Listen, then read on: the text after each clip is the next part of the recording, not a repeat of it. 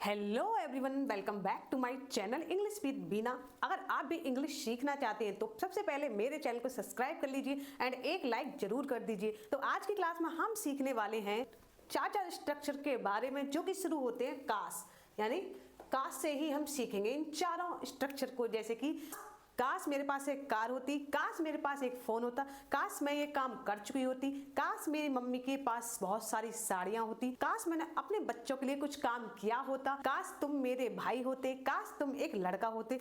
तो इस तरह के काश वाले सेंटेंस को इंग्लिश में कैसे बनाएं और किस किस सेंटेंस में कौन कौन सा रूल फॉलो होता है, तो आज की क्लास में हम ये सब जानने वाले हैं। तो सबसे पहले जानेंगे आई विश आई हैड, यानी आई विश काश के लिए तो हम आई विश सब में लगाएंगे, सब में सेम है।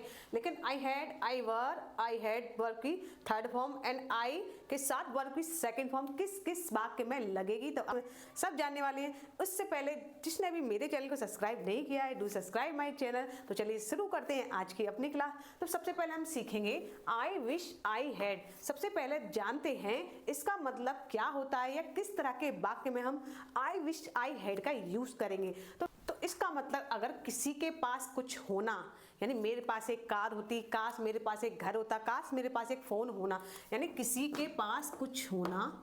अगर किसी वाक्य में किसी के पास कुछ होना पाया जाता है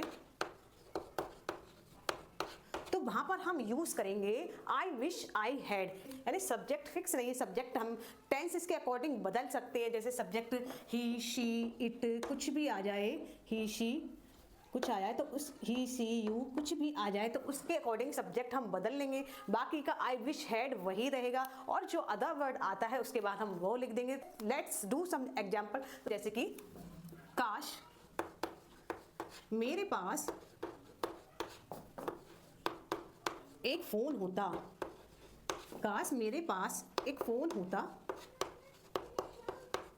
तो इसको हम इंग्लिश में कैसे बनाएंगे? काश की है आई विश, आई विश मेरे पास, मेरे आ गया क्योंकि आई लगाएंगे, मेरे का आई आएगा। आई wish I had, I wish I had a phone.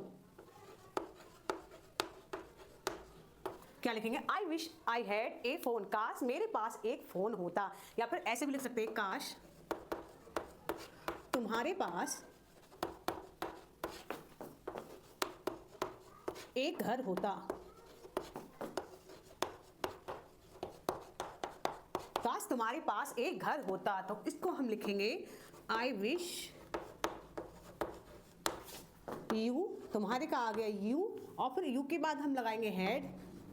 I wish you had a house, I wish you had a house, काश तुम्हारे पास एक घर होती। या फिर काश उसके पास एक गाड़ी होती, काश उसके पास एक गाड़ी होती। तो इसको हम इंग्लिश में बनाएंगे आई विश, उसका या उसके या उसके लगाएंगे, I wish he had a car, I wish he had a car, काश उसके पास एक गाड़ी होती। अगर हमें वाक्य देखने को मिले जहां पर उसके पास या मेरे पास कुछ होना हो, किसी के पास कुछ भी होना होता, इस तरह के सेंटेंस हमें देखने को मिले तो हम यूज करेंगे आई विश आई हैड। किसका यूज करेंगे? आई विश आई हैड। तो आप ये समझ होंगे। चलिए दूसरा समझते, आई विश आई वर्ब का यूज हमें कब करना है।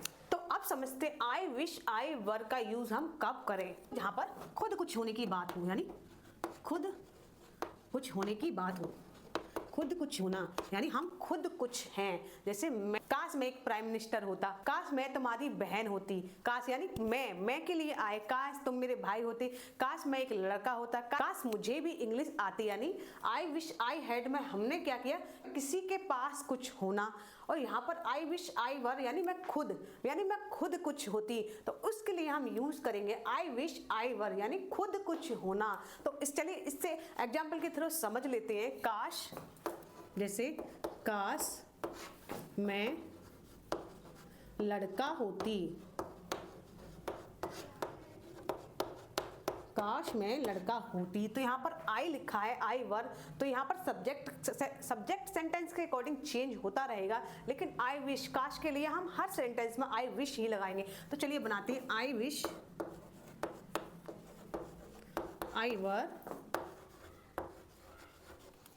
A boy. I wish I were a boy, काश मैं एक लड़का होती। काश मैं प्रधानमंत्री होती। काश मैं प्रधानमंत्री होती। इसके लिए हम क्या लिखेंगे, यानी इसमें आई के साथ, वैसे हम कोई सेंटेंस लिखेंगे तो इसमें आई के साथ वाज का यूज होता है, लेकिन ये एक ऐसा स्ट्रक्चर होता है जिसमें आई विश आई वर, यानी चाहे आई आए, चाहे यू आए, चाहे दे आए, कुछ भी आए, उसमें हम वर का ही यूज करते हैं। तो जैसे काश आई विश आई वर, आई विश आई वर, काश मैं होती मिनिस्टर, प्राइम मिनिस्टर। काश मैं प्रधानमंत्री होती। I wish I were prime minister, काश मैं प्रधानमंत्री होती। काश मैं तुम्हारी बहन होती। काश तुम मेरे भाई होते। काश तुम ये होते, काश तुम वो होते। तो इस तरह के, यानी खुद के लिए आए, खुद कुछ होना या दूसरा कुछ होना, काश मैं ये कर पाती, ये होती, काश मैं वो होती। तो इस तरह के अगर हमें वाक्य देखने को मिले तो वहां हम यूज करेंगे आई विश आई वर। किसका यूज करेंगे, आई विश आई वर। तो चलिए अब समझते हैं आई विश आई हैड कब यूज करने, यानी ये जो इसका स्ट्रक्चर है इसका यूज कहाँ होगा। चलिए इसको भी समझ लेते हैं। तो अब समझते हैं आई विश आई हैड, यानी प्लस वर्ब की थर्ड फॉर्म पर अगर आ जाए कर चुका होता, कर चुका होता या फिर कर चुकी होती। काश मैं पढ़ाई कर चुकी होती। काश मैं खाना खा चुकी होती। काश मैं दिल्ली जा चुकी होती। काश प्रधानमंत्री जी अपना भाषण दे चुके होते। कर चुका होता, कर पाती, कर चुका होते, कर चुके होते। इस तरह के अगर हमें शब्द सुनने को मिले तो वहां पर हम यूज करेंगे आई विश के साथ आई हैड प्लस वर्ब की थर्ड फॉर्म। तो चलिए समझते हैं कुछ एग्जाम्पल के थ्रू। काश मैं सुबह जल्दी उठ चुकी होती।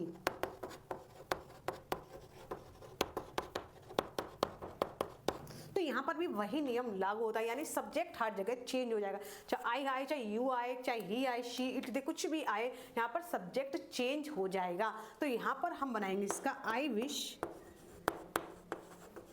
फिर आई के साथ हैड, आई हैड उठ चुकी होती। उठना की क्या है, wait, wait,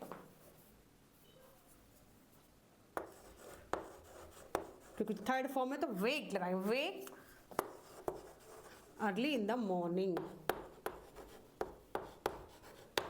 early in the morning. काश मैं जल्दी उठ चुकी होती। I waked early in the morning. काश मैं वहां जा चुका होता। काश मैं वहां जा चुका होता। काश मैं वहां जा चुका होता। तो इसको बनाएंगे हम I wish I had, I wish I had, go की क्या होगी, gone there. I wish I had gone there. यहाँ पर काश तुम पढ़ाई कर चुकी होती। I wish I had studies, I wish I had studies. तो इस तरह के अगर हमें वाक्य देखने को मिले, काश में ये कर चुका होता, काश में समय पर जा चुका होता, काश वो समय पर आ गई होती, इस तरह से चुका है, चुकी है, चुके हैं, इस तरह के अगर हमें वाक्य देखने को मिले तो वहां हम यूज करेंगे आई विश आई हैड के साथ वर्ब की थर्ड फॉर्म का। तो चलिए अब हम सीखेंगे फोर्थ स्ट्रक्चर के बारे में, जो है आई विश आई कुड। यहाँ पर हम यानी किस तरह के ऐसे वाक्य हो जिसमें हम समझ जाएं कि यहाँ पर ये आई कुड लगेगा। तो अगर वाक्य में आए कि पाता पाती, कुछ कर पाता या पाती, इस तरह के वाक्य में हमें शब्द देखने को मिले तो वहां हम यूज करेंगे आई विश आई कुड। किसका, आई विश आई कुड। जैसे सेंटेंस के थ्रू हम समझ लेते हैं, जैसे काश मैं उसे बचा पाती। तो इसमें क्या हो गया, पाता पाती, स्माया पाती। तो इस तरह के सेंटेंस को हम बनाएंगे आई विश आई कुड आएगा, आई wish I could save him. I wish I could save him यानी काश मैं उसे बचा पाती। एक और ले लेते हैं, काश मैं घर जा पाती, काश मैं घर जा पाती। तो इस तरह के सेंटेंस को हम बनाएंगे, आई विश आई कुड